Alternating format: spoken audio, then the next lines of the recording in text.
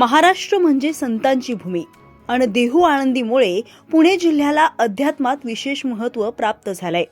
कीर्तन म्हटलं की वारकऱ्यांची पावलं एका अनोख्या ओढीनं धाव घेतात।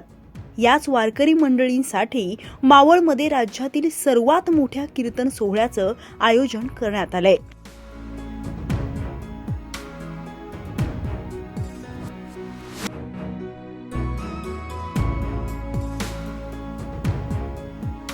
मावळ तालुक्यातील कामशेत येथे विठ्ठल परिवाराकडून या कीर्तन सोहळ्याचं आयोजन करण्यात आलं असून सभा मंडपाला आकर्षक अशी सजावट करण्यात आली आहे। प्रभू श्रीरामांचं मोठं पोस्टर तसेच मंदिराची प्रतिकृती उभारण्यात आली आहे। अयोध्येची अनुभूती देणाऱ्या या सोहळ्याला महिलांची उपस्थिती विशेष आहे। गेले 3 वर्षाला आम्ही या कार्यक्रमाला येतोय। सुनील अण्णांनी एवढी सेवा चांगली केलेली आहे की शब्दात वर्णन करणं कमीच पडते। अशी सेवा खरं देवाजीच्या मनात येते, कोणाचेच आलं ना।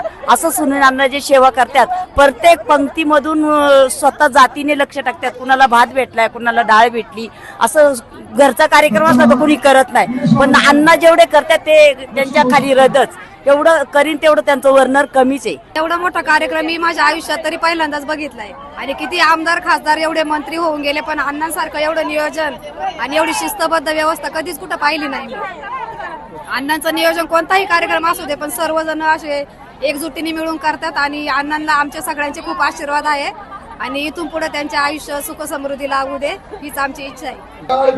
मी याच्या पहिल्या सप्त्याला कधी आले नव्हते अण्णांच्या, पण अण्णांचा उपक्रम खूप छान आहे। म्हणजे आम्हाला इथं साक्षात नाही का, म्हणजे खूप छान वाटतं इकडे आल्यावर। आम्ही दरवर्षी येत असतो, आम्हाला खूप आनंद झालाय। इथं कधी म्हणजे पाहायला नाही भेटलं ते आम्हाला इथं पाहायला भेटलेलं आहे आणि सुनील अण्णाचं म्हणजे आभार आहे आणि आमचा आशीर्वाद आहे अण्णाला।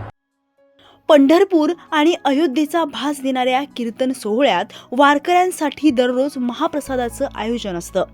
25 ते 30 हजार भाविकांची हजेरी असते।